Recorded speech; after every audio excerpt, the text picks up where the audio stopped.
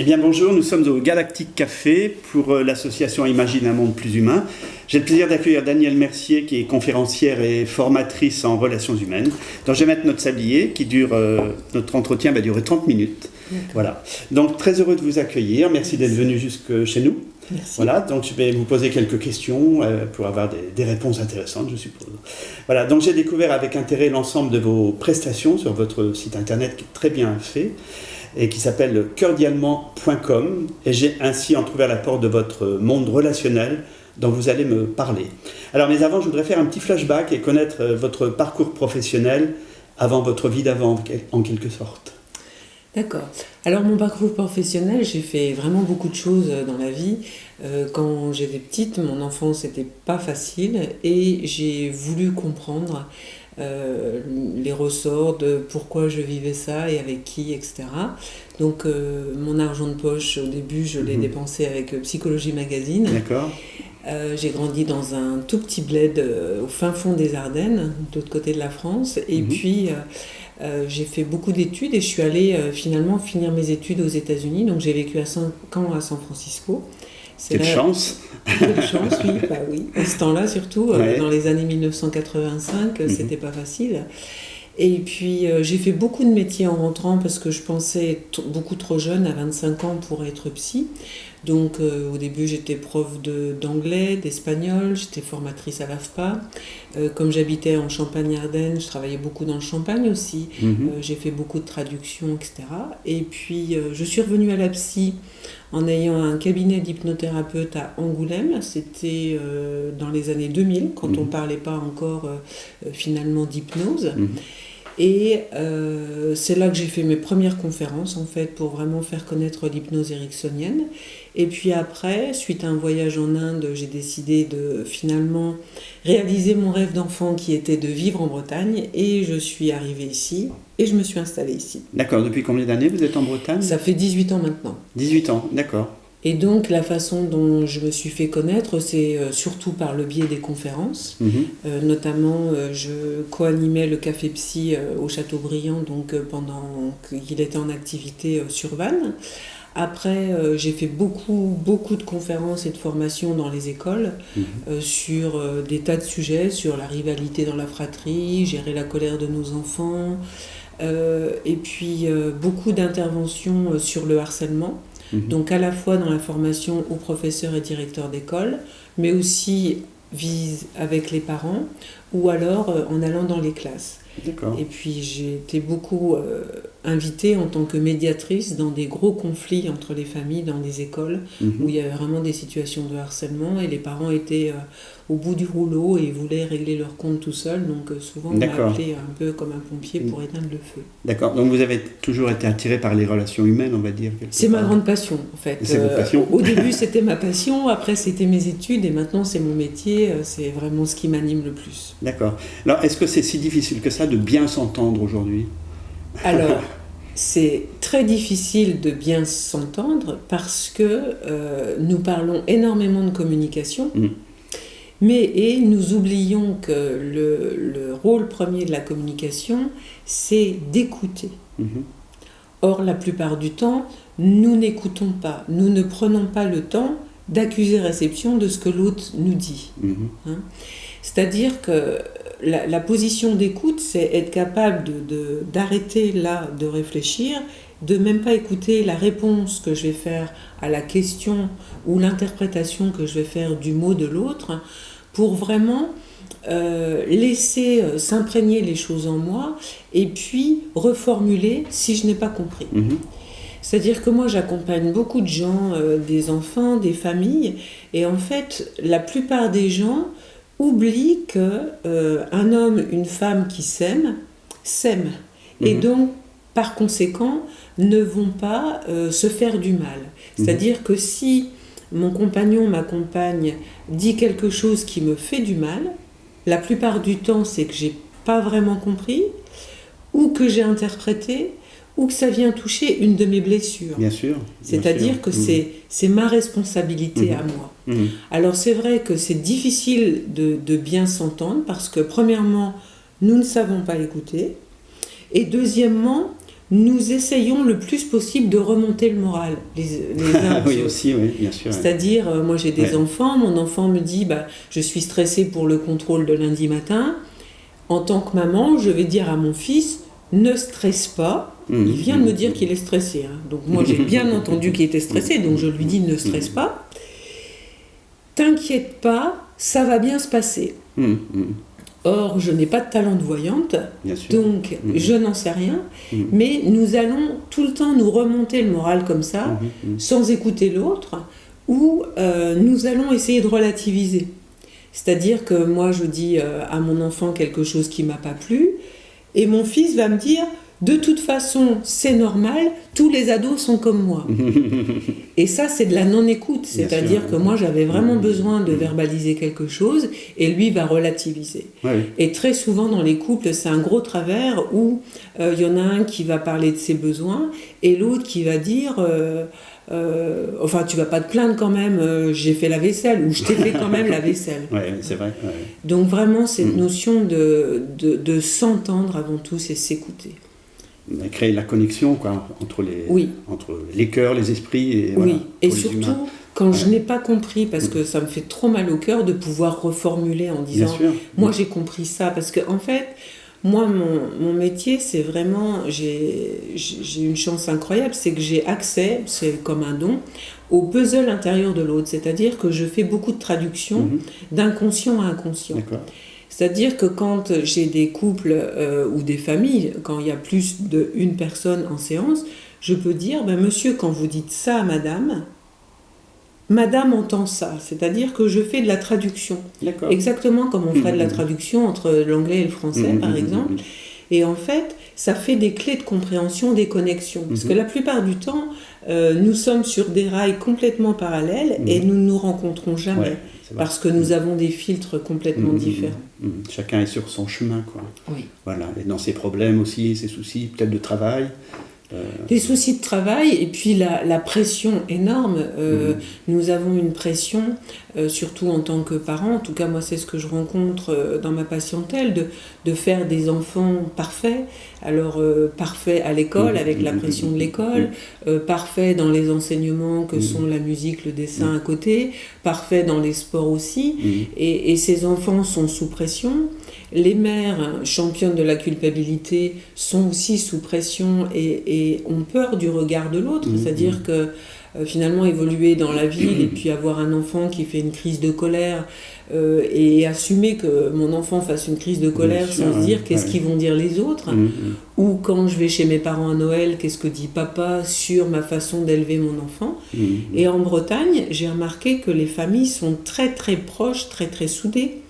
Et il n'est pas rare qu'une mamie, à la retraite, élève son petit enfant. Et donc, il y a vraiment une mainmise des grands-parents dans le couple parental.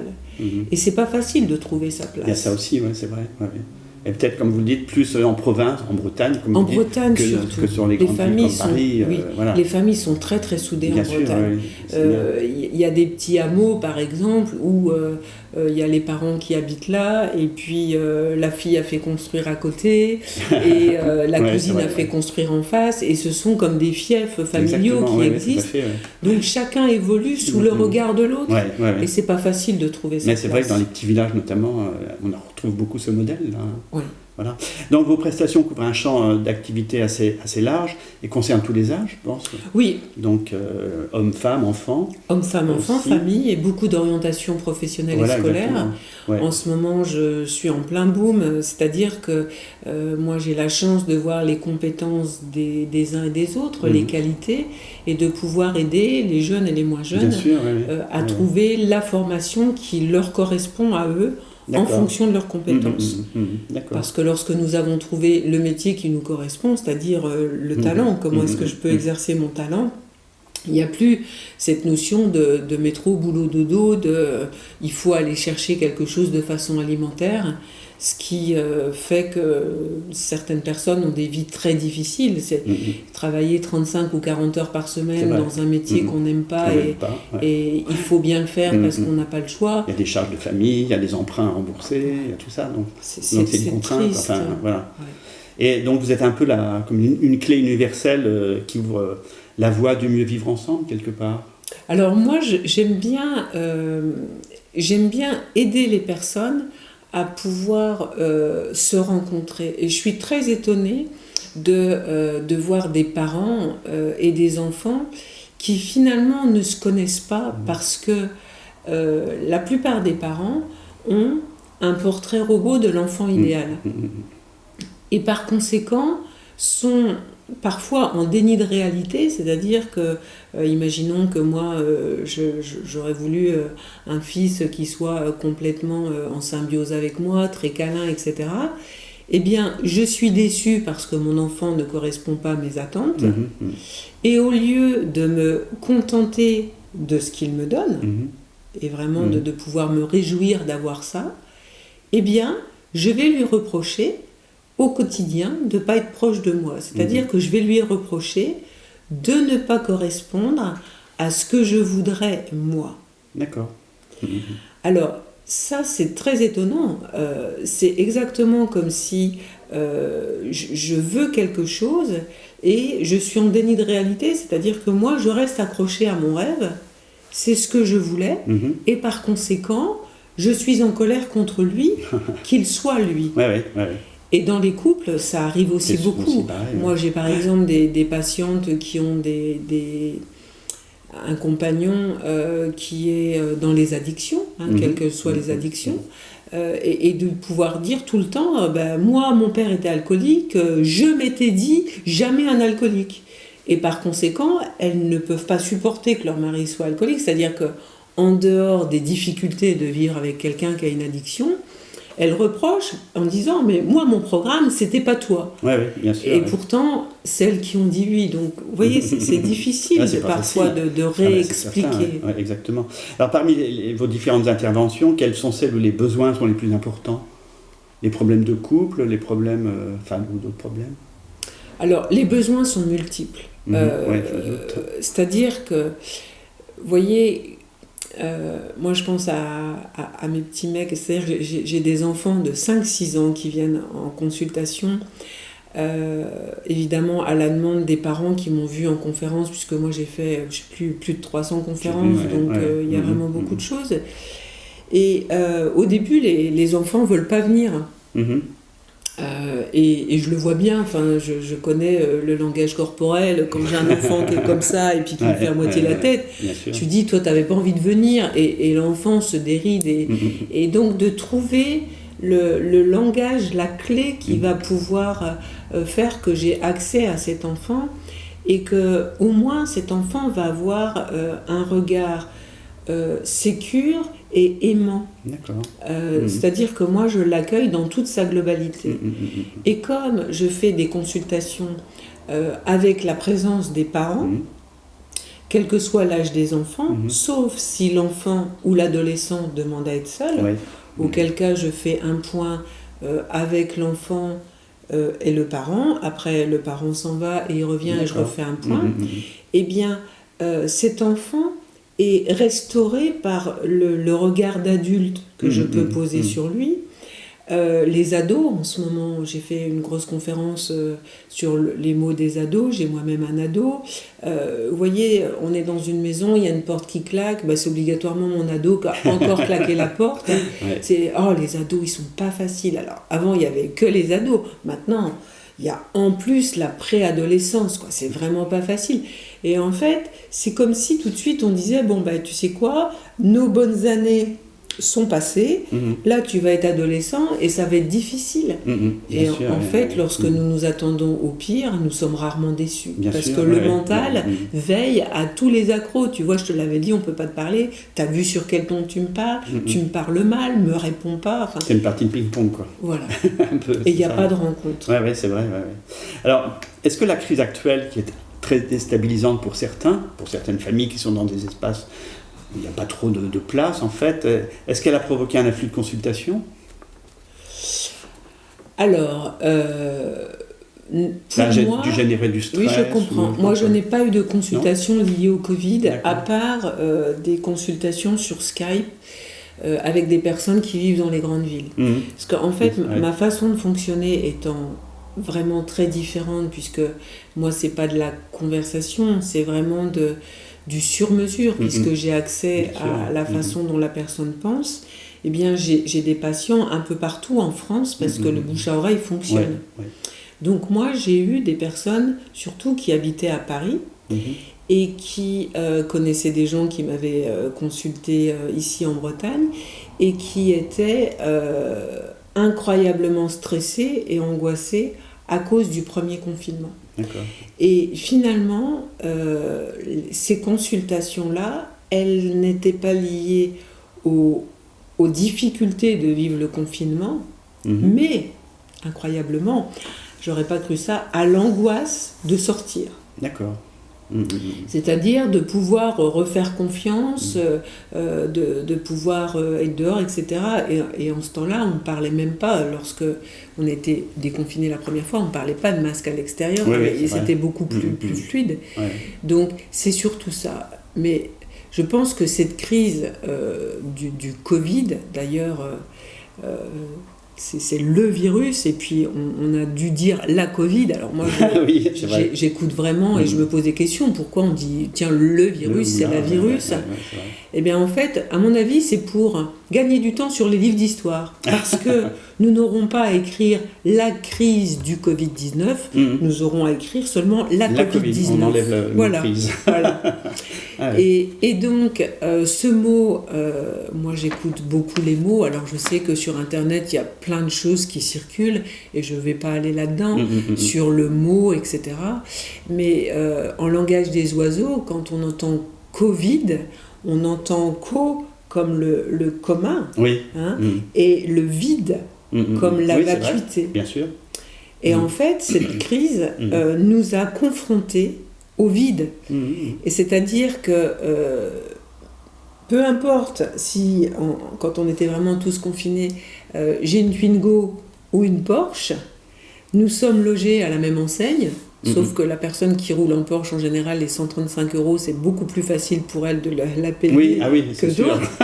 Mais ce Covid, nous étions en lien avec notre vacuité, notre vide.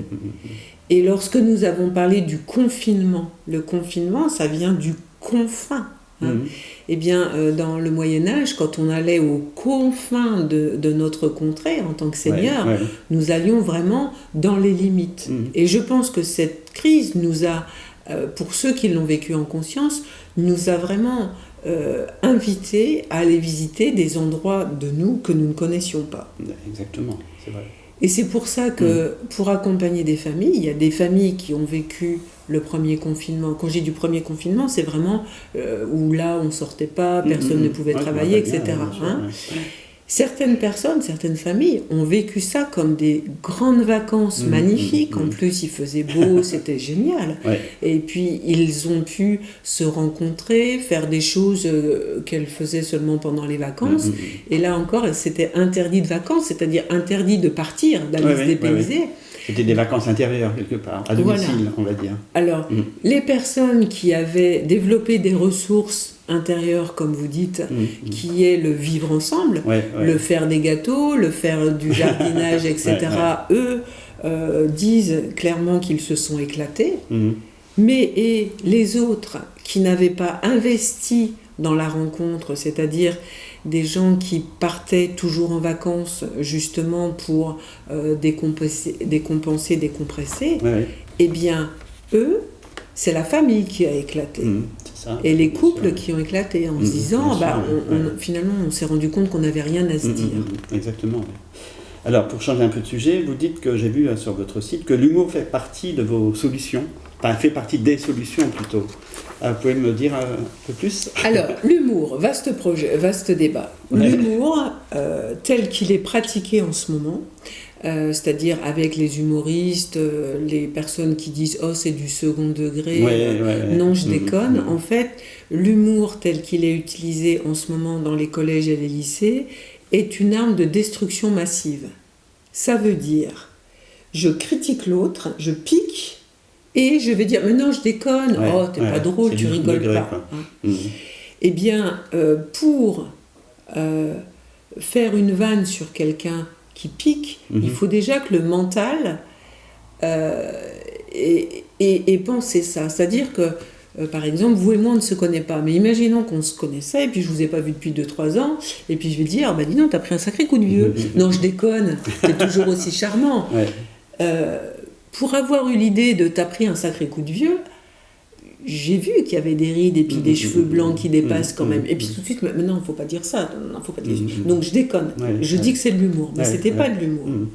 Moi, la façon dont j'utilise l'humour, c'est de pouvoir faire un petit peu comme une pièce de théâtre pour dire à la personne, mais en fait, quand vous dites ça, il se passe ça, ou vous vous rendez compte que ça va pas. C'est-à-dire que, par exemple, je dis aux parents, à chaque fois que je fais toujours le même reproche sur mon fils pour qu'il change, c'est aussi ridicule que si il y a quelque chose, imaginons que vos qualités et vos défauts soient sous forme d'étiquette sur votre pull.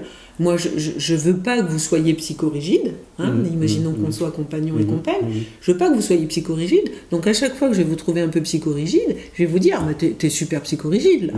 C'est-à-dire que je ne voudrais pas que vous ayez ce trait de caractère, mais je vous le fais remarquer à chaque fois. Je comprends. Donc c'est comme si je prenais un stabilo à chaque fois et j'allais remettre un coup.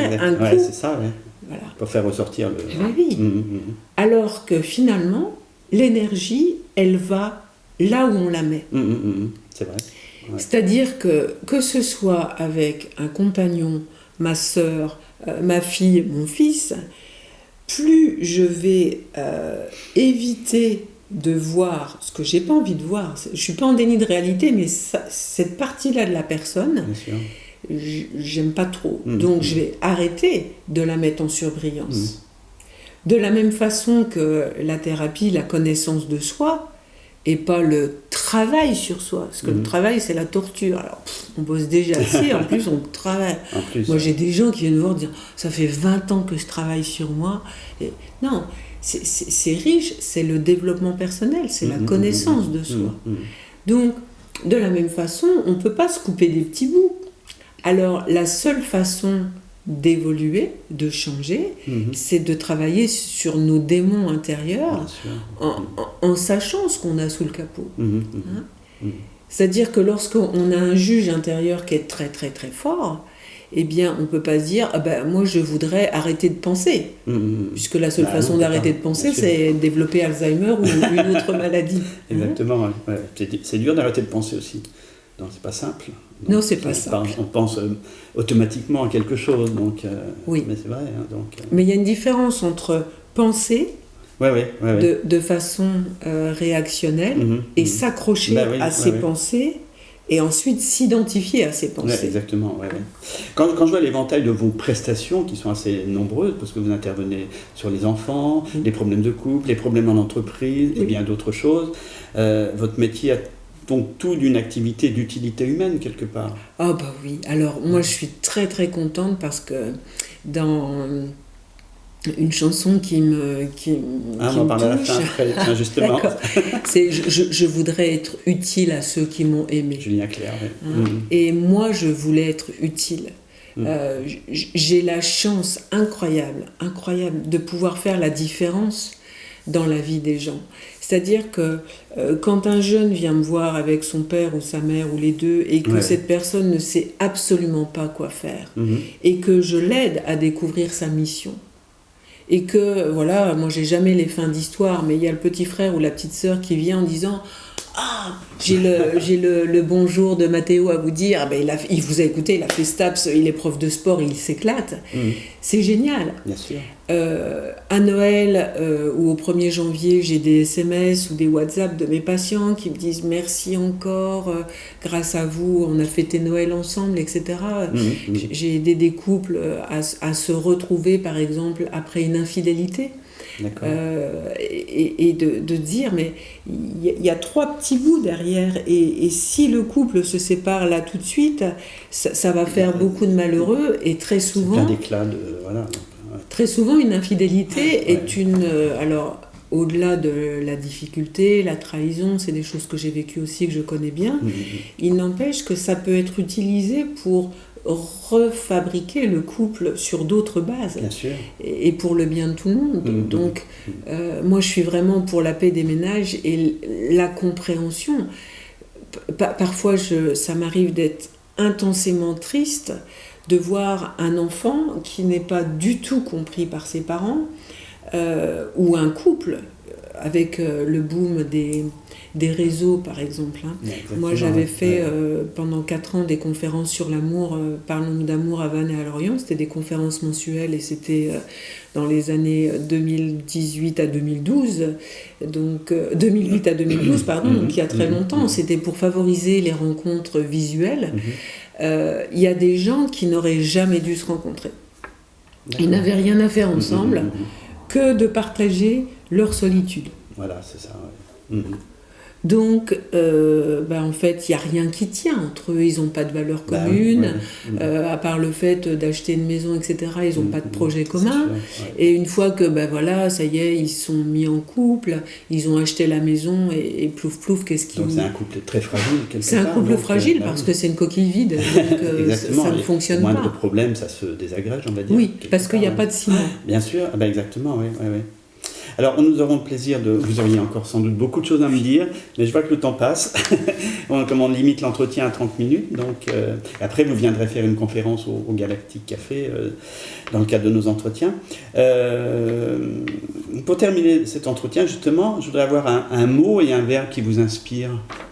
Oh ben moi, aimer, évidemment. Parce que ce site qui s'appelle coeurdialement.com, j'ai vraiment demandé, en méditation, je me dis comment je l'appellerais bien. Et puis, une fois, j'ai fait une faute, je tape très vite, et j'ai fait une faute. J'ai écrit cordialement au lieu de cordialement, puis je me suis dit, c'est pas mal. C'est très bien. Et c'était un courrier à un directeur d'école, et il m'a envoyé une lettre, peut-être 3 mois plus tard, en disant... J'ai un problème avec un de mes amis, est-ce que je peux reprendre votre formule cordialement ? Je trouve que ça serait bien pour cette lettre de pardon. Et puis ça fait le chemin, et finalement je me suis dit, je vais l'utiliser pour mon site, et c'est vrai que depuis, ça s'est vu, depuis cordialement, ça fait 10 ans que mon site est créé, mais c'est vraiment ce qui m'anime, c'est-à-dire de travailler avec mon cœur, j'ai des appels le dimanche, etc. Enfin, je réponds toujours à une main tendue. Et je pense que si nous pouvions revenir à des qualités de cœur, ça améliorerait vraiment tout, parce que ce qui va diviser les individus et les familles, c'est la tête, c'est-à-dire ce besoin d'avoir raison, ce conflit permanent de comment tu peux me parler comme ça. Ce que vous disiez tout à l'heure. Oui, et le besoin d'avoir raison. C'est vrai, chacun doit avoir raison. Et oui. Et persuadé d'avoir raison, surtout. Et oui. Eh bien, moi, j'ai développé une formule avec ma fille qui a souvent besoin d'avoir raison. Et je lui ai dit, écoute ma chérie, quand je vois qu'il y a un point de tension, tu me parles de ce qui s'est passé dans le passé, moi j'ai un peu oublié, je te dis, si tu veux ma chérie, tu as raison. Parce que moi je préfère avoir du cœur qu'avoir raison. Bien sûr, mais c'est sûr. Et ça veut dire, là, je te rappelle que nous avons une relation d'amour et je ne veux pas la mettre en difficulté juste pour une opinion. Oui. Puis comme disait Aragon, rien n'est jamais acquis à l'homme, ni sa force, ni sa faiblesse aussi. Exactement. Donc, voilà, alors, donc c'était le verbe aimer. Oui. Et le mot ? Et le mot, amour. À part amour, cœur. À part amour, de la gentillesse. Gentillesse. Voilà, Ça, c'est important. Oui.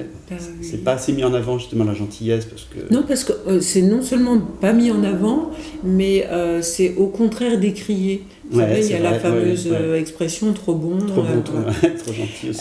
Oh là là, ou alors « t'es rudement gentil, toi, t'as quelque chose à me demander ?» Exactement. C'est louche. Sûr. Alors, pour conclure cet entretien, j'aimerais bien connaître la chanson ou la musique qui vous inspire. Alors, la musique qui m'inspire, il y en a énormément. Mais ce qui revient, c'est la chanson de Florent Pagny qui s'appelle « Savoir aimer ». Bien sûr.